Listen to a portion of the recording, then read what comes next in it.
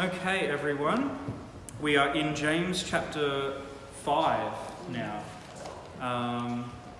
James chapter 5. So we are almost at the end, but I'm going to be doing 2 weeks on James chapter 5, and the reason is because I think there's some things in there that are often missed and overlooked. So we really want to explore this. Come on in. Yes, so we're in James chapter 5. We're looking at, so let's look at where we were last week. Last week we were looking, for the last 2 weeks, we've been looking at the power of the tongue, haven't we? Where the tongue is something that can be used for evil, it can be used for massive evil, which means it can be used for good too. But James has been focusing on how it can be used for evil, how it can be a fire that lights up a forest, how the whole of our body turns on our tongue. And last week we were looking at the idea of pride and humility, and then it launched back into some of the practical ways the tongue can be used for good or bad. So one of them was judging a brother, and we saw that in chapter 4 verse 11 of James. Do not speak evil of one another, brethren. He who speaks evil of a brother and judges his brother speaks evil of the law and judges the law. And I want to just kind of come back to this. So this is part of that speaking.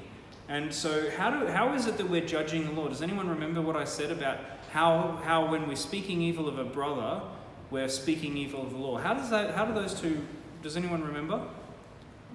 You're not a doer of the law, you're a judge. You're a judge, yeah, you're a judge.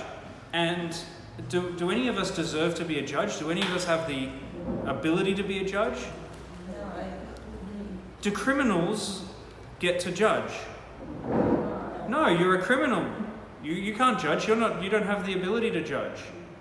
Who here is a criminal? According to the law, we're all criminals. So we have no right to judge.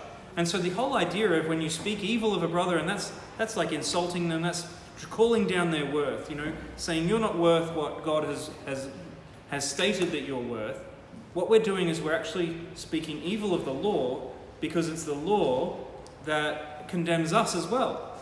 And we have no, I always use this analogy. The idea of comparing ourselves to one another when it comes to salvation and when it comes to the things of God, it's, let's say, Lorraine can jump, 3 foot into the air and I can jump 4 foot into the air, and the goal is to reach the moon. And I'm like, I'm 1 foot closer to the moon than you. That makes no sense for us to be comparing over that. There's still all of those kilometers and kilometers to get to the moon. Salvation is about jumping to the moon. And we can't get there on our own. We need a rocket. We need Jesus, who is the rocket to get there.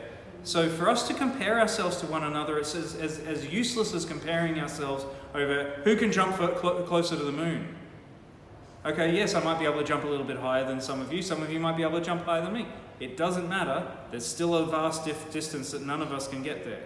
So judging the law happens and speaking evil of the law is because we have no right to interpret the law. Now, when we say law, who thinks of the 10 Commandments when we say the law? Who thinks of the 10 Commandments? That's not how this would have been interpreted. When he says speaks evil of the law, he's speaking about the Torah. The word law is Torah. It's the first 5 books of Moses. We limit the law by saying the 10 Commandments when it's really everything from Genesis to Deuteronomy. That's the law. And so he has spoken earlier in James about the law being summarized by love your neighbor as yourself. Okay? Love your neighbor as yourself is a very equalizing statement. Okay? Because it says love your neighbor with the same value that you yourself have. If you're judging and criticizing and insulting and diminishing another person, are you loving them as yourself? No. And so you're actually breaking the law. And he calls it in James, he's calling it the perfect law, the royal law, the law of liberty, the law of freedom. Because if everyone follows these ideals, which we can't do in ourselves, but if we're following it through Jesus' strength, we're actually at liberty. If we're not trying to one-up each other, we're at liberty. And so this is and then the next point that he's making about the tongue is, Don't say, tomorrow we will, and we talked about this, today or tomorrow we'll go to such and such a city, spend a year there, buy and sell and make a profit. Now we looked at this idea, is it wrong to make plans? Then what's wrong with him saying about here? What's wrong with how he said that? If it's God's will. Yes, so he says, if it's God's will, we'll do such and such. Now, does that mean that we have to say, God willing, I'll do such and such? Or God, every single thing we say, God willing? Like if we say, I'll see you tomorrow, yes, God willing. I know someone who does that and it's frustrating. It's like, oh my goodness. Yes, of course, that's implied.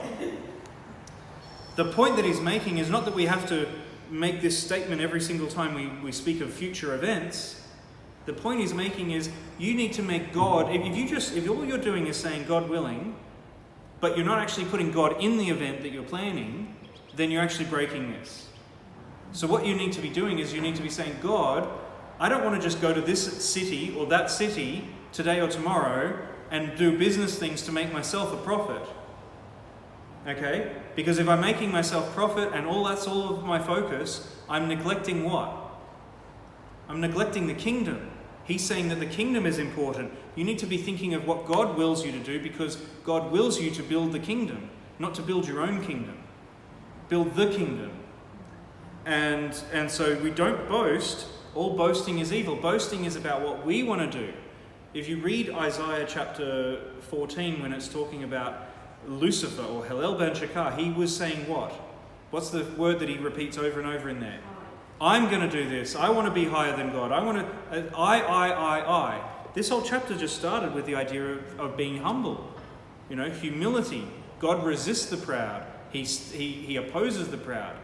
And so when we're trying to make our plans, we're actually neglecting God's kingdom. So that's the backdrop of chapter 5 as we come in. And this is going to challenge you, because you probably don't read this as applying to you. So the last verse there in chapter 4, therefore to him who knows to do good and does not do it, to him it is sin. This word good is a word that we don't often see the force of. The fruit of the Spirit is love, joy, peace, patience, kindness, goodness, gentleness. Goodness is the one that we don't really focus on. We're just being good. That's not what it means in the Greek or in the Hebrew mindset. Good. There's a difference between being righteous and being good. Does anyone know that?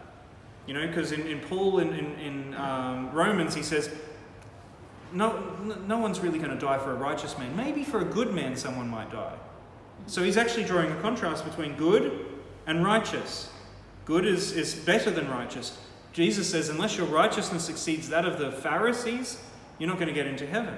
Righteousness is, in the Hebrew mindset, is doing everything to the letter of the law, fulfilling your obligations exactly. That's what makes you righteous. So if you go exactly to the point that you need to according to the law, you're righteous. But if you're good, you go beyond the law. A good person goes beyond the law. We talk about the parable of the good Samaritan. In that Samaritan, the priest and the Levite were righteous, because the law, it was not requiring them. The obligation of the law, the letter of the law, didn't require them to put their own lives at risk in this area that this guy's just been mugged and look after him. But beyond the law, the spirit of the law was saying, yes, you need to help that person. You need to help that person. The Samaritan did what they didn't do, and that's why he was the good Samaritan. I don't call it the parable of the prodigal son, I call it the parable of the good father. The obligation of that father was really already exceeded when the son said, I wish you were dead, I want my inheritance now, not when you die. Okay? So he was given the inheritance that was owed him already. The father had fulfilled his obligation. But when the father is looking, waiting to see the son, and that son like when he sees the sun right on the horizon, he runs to him, he's a good father. And so we talk about the goodness of God. The goodness of God, which we sung earlier, is about the benevolence of God. It's the fact that he goes above and beyond what the law says. The law is only there to show us in a very rigid form the basic minimum obligations. But we're to go beyond the obligations, because the law is written in tablets of stone. When it's written on our hearts, it then becomes goodness. The Spirit becomes goodness. Okay, not just a mere righteousness. So, to him who knows to do good or benevolence or going above and beyond and does not do it, to him it's sin. So what is sin in this context? It's not living the character of God. It's not going above and beyond in building the kingdom. So then we come to chapter 5, and he says, "Come now, you rich, weep and howl for your miseries that are coming upon you. Your riches are corrupted, your garments are moth-eaten, your gold and your silver are corroded, and their corrosion will be a witness against you, and you will eat your flesh like fire. You have heaped up treasure in the last days. Indeed, the wages of the labourer who mowed your fields, which you kept back by fraud, they cry out, and the cries of the reapers have reached the ears of the Lord of Sabaoth," or in some of your versions it might say the Lord of Hosts. "You have lived on the earth in pleasure and luxury. You have fattened your hearts as in a day of slaughter. You have condemned, you have murdered the just. He does not resist you." Does this apply to I'm so glad this applies to those rich people. We are rich people. Oh, we are the rich people. Who here had a choice of cars to come to church today? Who here had a choice of cars to come to church today? We did. We've got 2 cars. Who here... I mean, I haven't worn these shoes for a long time. I had a choice of shoes to use. Who had a choice of, more than 2 or 3 pairs of clothes to put on today? Yes. Who had food this morning? Yes. That they could go to the cupboard and there was food in there? Yes. You're rich. You're actually super wealthy. Okay? Who had a place to sleep? Who had a shelter last night? Who has loved ones? Who knows the gospel? It's not just about money riches, but it's also about the riches that we have. You're actually very, very rich. The poorest homeless person in Australia, because of welfare, is richer than... They're still in the top 5% of the world. Honestly, they're still in the top 5. We don't really think about that. So the worst, most dejected person that you can think of here in Australia, because of our universal healthcare, because of our welfare system, is far richer than the majority of the world. So we can read this and we can go, well, at least I'm not living in a penthouse somewhere. Those rich people, they need to really read this chapter here. Those rich people, there's something wrong with them. Where, as Nathan said to David, you are that man.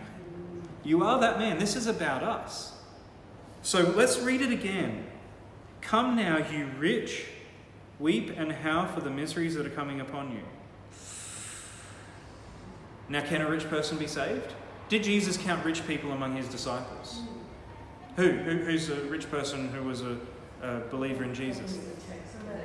Matthew, Zacchaeus. Matthew would have been rich. He was a tax collector as well. Yeah, 2 tax collectors.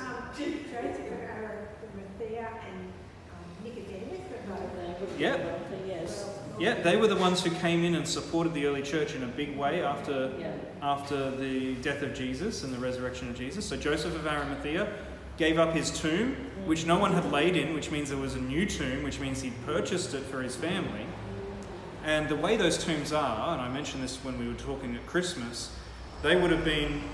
where you see the pictures of Jesus laid there in the tomb?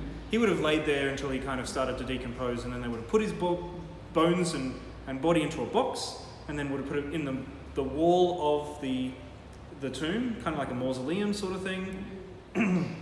So they would have hewn out some stone, put that box in the wall. That's how it would have been. And so it was a tomb that had no holes in the wall. No one else was laying there.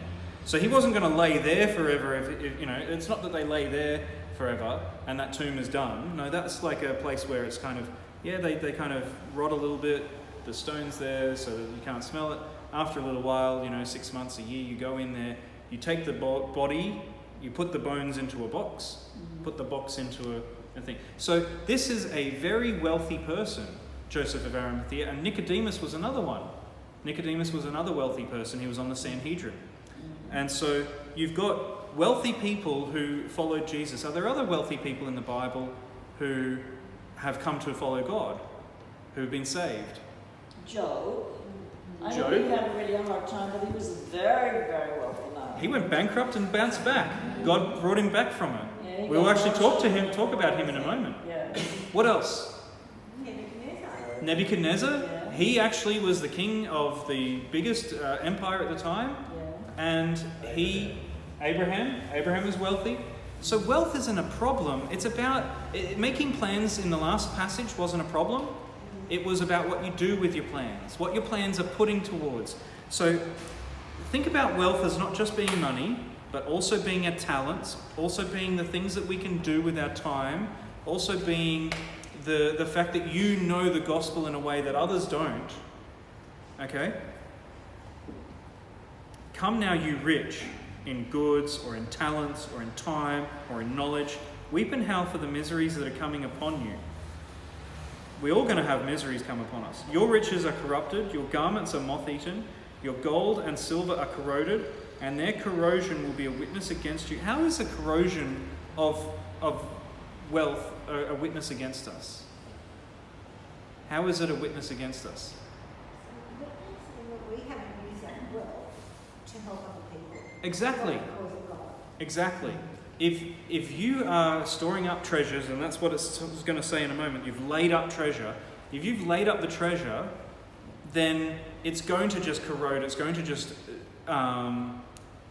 be stagnant. It's really going to be stagnant. If you don't use knowledge, what happens to that knowledge? You forget it. Yeah. Who did really well on a subject in school? Like let's say maths or a science subject. Can you remember all of it the same way you did when you got A's on your tests? No, because you haven't used it.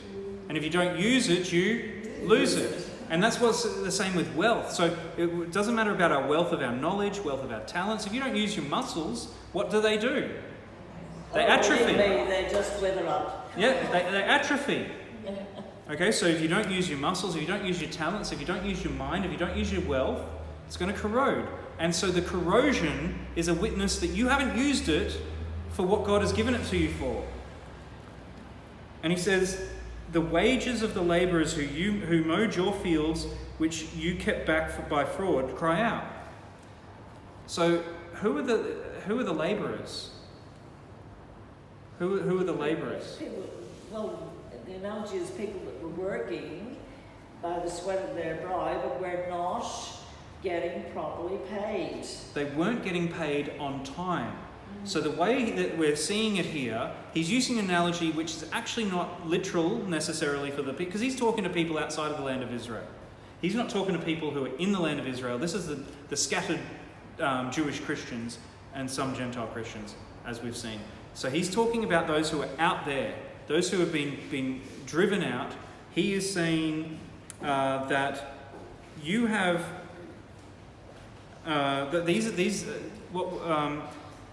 in Israel, you were supposed to pay the labourer when they did the work, Yes. not hold on to it to accumulate interest or whatever, and so that you still had it. No, that person's done the work; they get paid.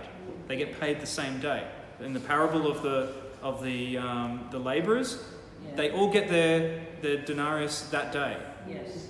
And so this is people who are kind of like, I'll pay you at the end of the week. You've got to work the whole week and then you get paid. But what about what I need to eat today? Forget about it at the end of the week.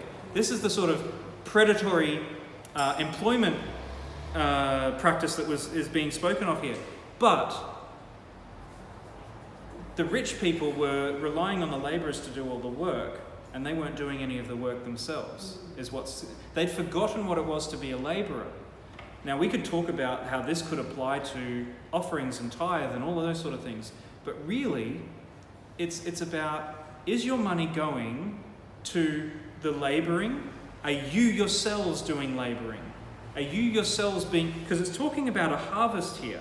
It's talking about the wages of the labourers who mowed your fields, you kept back. And we're going to see the discussion of, does it say harvest here? I thought it did. It might be in the next little section where it's talking about, it's talking about the early and latter rain. Let's get to that in a moment. So we're all supposed to be doing labouring. We're all rich. Are we putting our riches into the labour? Are we being labourers? Now maybe you don't have the ability to spread the gospel by eloquent word. That's okay. You've got other talents. You can cook for someone. You can put your money into it that way. You can provide for. You can go and visit someone at the hospital. You can, what are you putting your money into? Are you being a labourer still? Put your money where your mouth is. You're professing, and this is the whole point of James in the last half, is you're professing things. What's the works that come along with it? Are the works stuff that you've laid up for yourself? Treasures for yourself to the day of judgment? Because he's just spoken about the Lord judging us. That God is the only one who can judge us. And he's going to judge us according to what? There's two things we're judged according to. Our salvation is judged according to whether we accept Jesus. And then we're also judged according to our works. Good and... Sorry? For rewards. Yeah, for our rewards. And if we don't have any work to show for it, like the person who buried their treasure, they buried their talents, buried the whatever God had given them, that just corroded, and they said, "You stupid servant, you didn't multiply it. What you've got, what you've been given, has been given to you to multiply and to bring in more. We're all to be labourers. We're all to be labourers, and we all actually are rich." And he mentions this. Reapers. So mine says reapers instead of and the cries of the reapers, the harvesters, have reached the ears of the Lord of Sabaoth. This is a word. Lord of who? Lord of Sabaoth. What's that? So this is a phrase that you'll often find in the Old Testament, in passages like in Zechariah.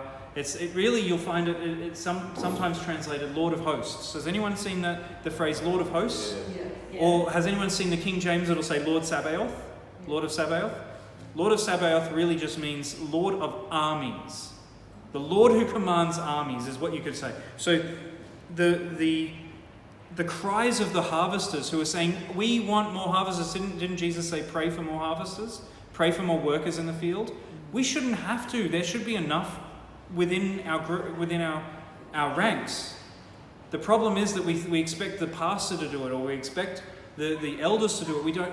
We all are meant to be those labourers. And so when it says that the cries have reached to Lord Sabaoth, the captain who commands armies, the God who commands armies, it's saying the one who commands armies knows what you're doing. So when the judgment comes, you actually want to be thinking about the fact that God commands armies. Where do you want to stand? You want to stand in his rank? You want to stand as part of that host? As part of that army? Or do you want to be the ones that army is coming against? It's the judgment terms often use this Lord Sabaoth or Lord of Yahweh who commands armies, which is what that means. It's saying, be very careful. The day of judgment is on its way. You've lived in the earth in pleasure and luxury. You have fattened your... It's basically Jesus when he says they have their reward. The Pharisees have their reward. They've got it all here. They've laid it up for themselves. They've had the praise of men when they pray their eloquent prayers. No, what are they missing out on? They're missing out on... They've tithed their mint and cumin, but they've neglected the weightier matters. Jesus says, don't forget those things. Yeah, still do those things. Still tithe your mint and your cumin. But what about justice, mercy? What about the things that I've given you to do in this world? What about the true religion, which is what James starts off by talking about here in this book?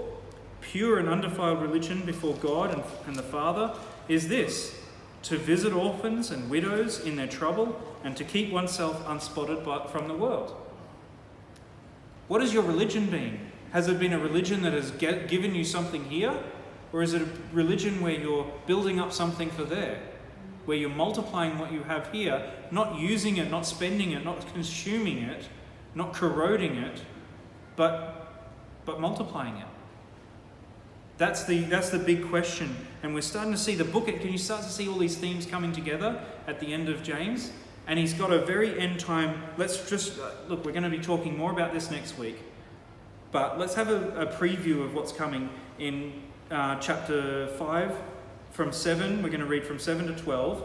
And I want to just read that and do a little bit of an unpacking.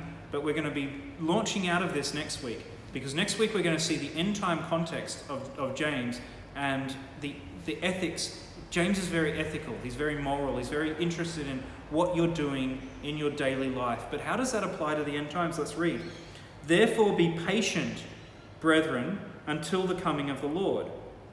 See how the farmer waits for the precious fruit of the earth, waiting patiently for it until it receives the early and latter rain.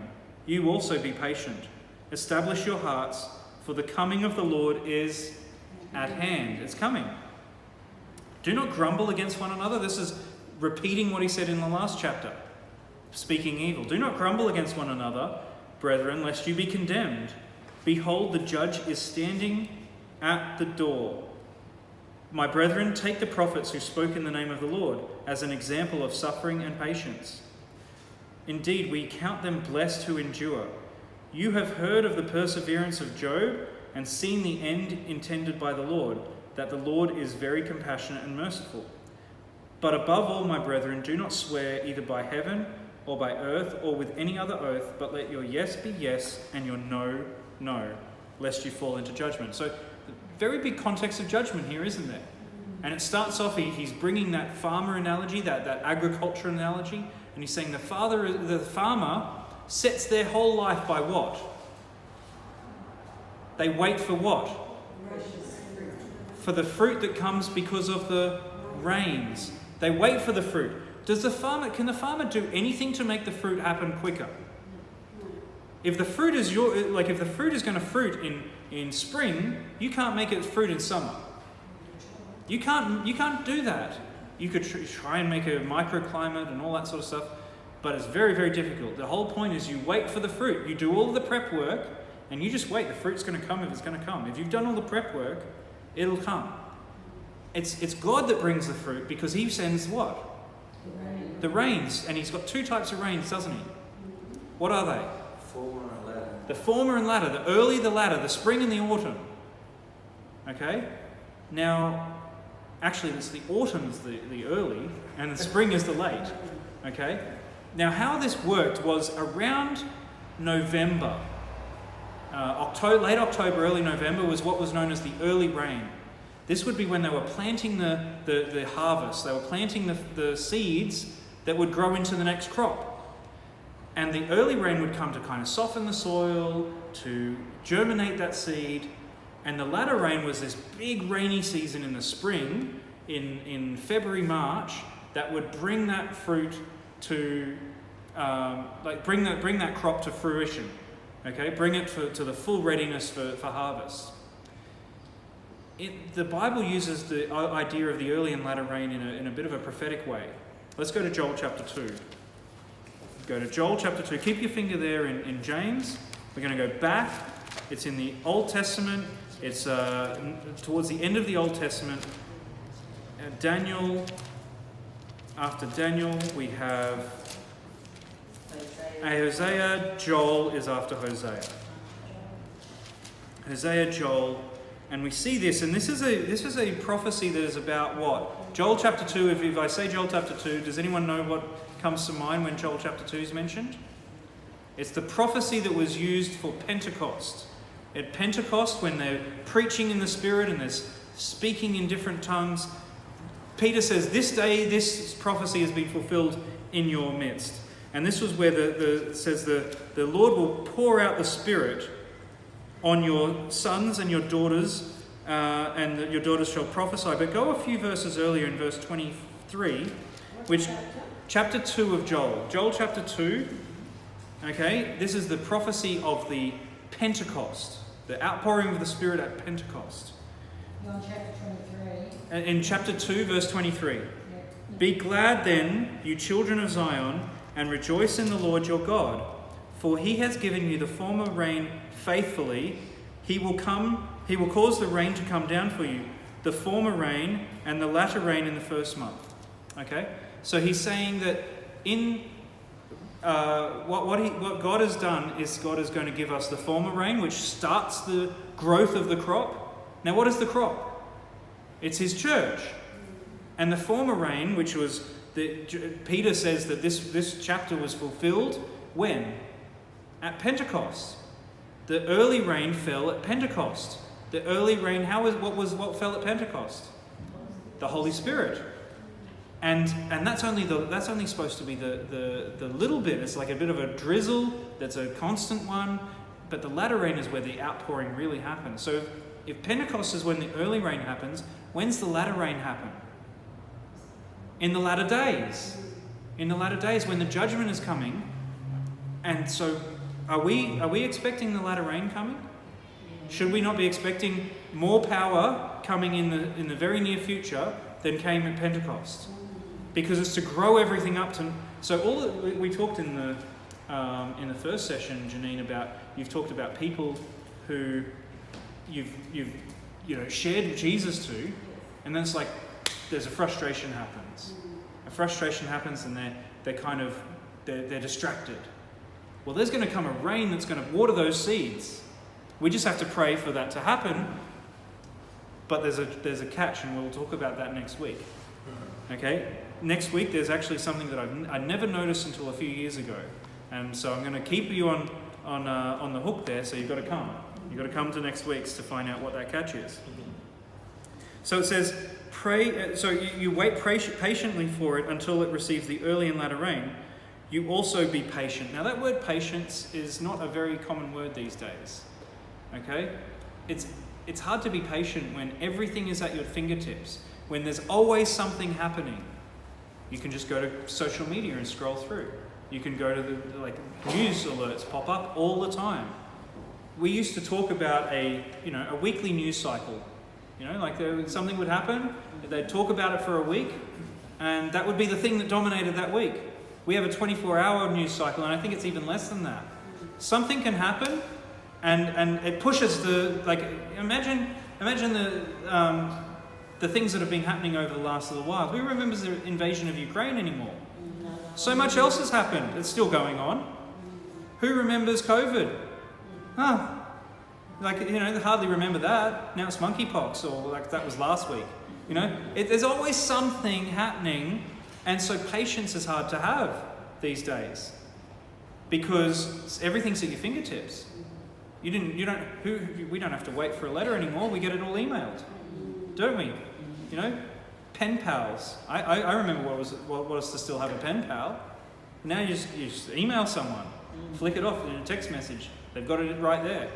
It's this idea of patience is very difficult to understand, but the word patience actually comes from the word in the Latin and the Greek that means to suffer long. That's why a doctor sees patients, because they're suffering. And so patience is about suffering long. Be patient, brethren, until the coming of the Lord. Be patient, establish your hearts, for the coming of the Lord is at hand. He's saying suffer. This world is not a place you're supposed to be comfortable. You're not supposed to be laying up treasures and being comfortable. You're supposed to be suffering here, because if you're suffering, you don't want to stay here. If you're comfortable, this place is pretty chill. He's not saying be patient and just lay back and wait for the coming of the Lord, just enjoy yourself. That's not the sort of patience we're supposed to have. We're supposed to have a patience that is waiting, earnestly expecting it to happen. In Peter it says, hasten the coming of the Lord. So we're supposed to have a patience that makes us hasten it. It's a patience that is suffering and spending that time where we are waiting for God, doing stuff that will make it happen, praying so that it will happen, ministering with pure religion so that it will happen quicker. Can any of us say that we're doing that? Truly? What are you doing with your riches? Because you're all rich. What are you doing with it? Who do you know that's in need around you? Who you can share the gospel with? Who you can share your talents with? Okay, who needs a lawn mowed that you can go and mow? Who needs their clothes to be patched up? Who needs a meal? Who needs, we saw what Sunshine's testimony was. That person was using their riches to build up the kingdom. I don't know that person. Maybe that person is an angel. Sometimes angels just get sent. I've heard that too. But whatever it is, God is expecting us to not be laying down roots here. We're not supposed to be comfortable. Okay? It doesn't mean we can't still build something for the future, but that future should be God-driven, God-founded. Don't make your plans without God. So do not grumble against one another, brethren. When we grumble, in this context of grumbling against one another, speaking evil, we are forgetting that the real evil is what we talked about this morning. Not flesh and blood, but against principalities and powers. When we speak evil against each other, we're condemning ourselves because we're just like those people. We're all criminals. We've all broken the law. So don't criticize one another. The judge is standing at the door. He's standing at the door for all of us. He's the only one who can judge because he perfectly lives the law. Take the prophets, and I'm going to end with this little bit of an analogy on Job, who spoke in the name of the Lord as an example of suffering and patience. Suffering and patience together. They suffered patiently. They waited. They expected God to work in their lives. You've heard of the perseverance of Job. Next week our study is going to be called Good Job Elijah. Because when you read it, it'll be like Good Job Elijah, but it's going to be Good Job Elijah, because there's two people who are referenced at this end of James, Job and Elijah, and they're both very important to really understand. So Job, you've heard the perseverance of Job and seen the end intended by the Lord. Job was attacked by Satan. Everything was taken away from him. Job wasn't even perfect. He grumbled. He grumbled against himself. But it was actually his friends who were grumbling against him. His friends were there, the false comforters, they came and they were saying, you must have done something really terrible, Job, otherwise you wouldn't be in this situation. Come on, fess up. Just fess up and die. At least then you'll go with a clean conscience. And Job's like, no, I don't understand what's going on. And he was saying, the wrong things himself. He was saying, cursed be the day that I was born. And God comes into the picture in chapter 38 and says, who is this that darkens counsel with words without knowledge? That's the King James, it's like, who is this that darkeneth counsel? I love the way that it's phrased there. Who's this? Shut your stupid mouths, is really what he's saying. Shut your stupid mouths, you have no idea. Can you make, and he goes into about all the creation, can you make the rains come? Can you draw out hail from heaven? Can you do it? And he's saying, just shut up, you guys have no idea. Even you, Job, you make a sacrifice for your friends because you get it a little bit better, but even you, Job, you don't have a clue what's going on here. Okay, let me tell you about what I have to deal with, what my responsibilities are, Job. And he's saying, don't darken counsel with words without knowledge, words without wisdom. The whole point of James is about wisdom. Think about what God is doing, what God is preparing, what the end God has for us. What was Job's end? He had it back and then multiplied. Whatever he lost, he got back in spades. God is going to do that for all of us if we place ourselves in the position where we're humble, where we're receiving from God and we're multiplying, if we're labourers, if we're not using our words to cut down. Words are a big thing in James. So what are your words doing? Are your words boasting and storing up treasure for yourself in terms of what people think of you? Or are they lifting people up? Don't grumble. Don't tear them down. Build them up. The Lord is very compassionate and merciful. So this idea that the judge stands at the door could be very scary, couldn't it? Who feels that if all that there is just the judge is standing at the door, who feels pretty unworthy? I know I do. But then what does it change when it says the Lord, that judge, is very compassionate and merciful? Okay, I can breathe again.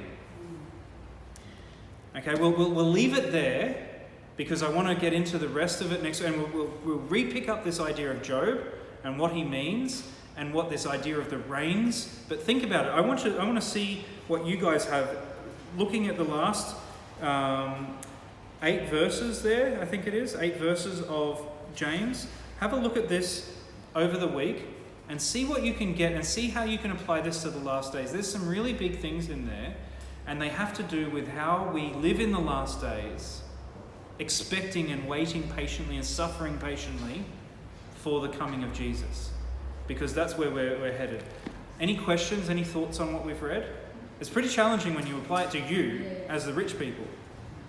One of the things that the wages of the labourers, Yes. it makes me think about how, like, we can go and buy clothes relatively very cheaply, but someone else is working in slave conditions to Yeah. manufacture those clothes. Yeah? And so ponder, if you don't buy the clothes, those people don't have a job. But by buying them and supporting them, then Predatory, that's- yeah. it's Yes. Ethically, we, as I said, we're in, the worst person in Australia, worst off person in Australia is still in the top 5% of the world. We're so isolated and sheltered. We don't think of those things like you just mentioned, Janine, about the conditions that other people are working in. No, it's a very important point. Who wants to think of how they can use their treasures and their riches, and not just your money, but your everything that you have, in a way that's going to be building up this week? Let's have a prayer for that. Lorraine, would you like to close for us? Dear Heavenly Father, we thank you so much for your word. Because in the past we may not have understood everything, but now you've made it clear. You've given us everything. And as we are your children, you are rich, and therefore we are rich too. But help us during this week to make a commitment, Lord, of using what you've given us, our talents. And help us, Lord, to support each other, to be a light where you have placed us, in our neighborhood, in our sphere of friends and relatives. And Father, we want to do your will. We want to be your hands, your feet, your mouth, to be able to represent you in this world. Yes. Thank you so much for this study this morning. And help us, Lord, during the week to remember it, to read it again, remember it, and to work on it. Yes. We pray also for the food that we're going to have, Yes. that you will bless it and bless each one of us as we eat it in Jesus' name. Amen.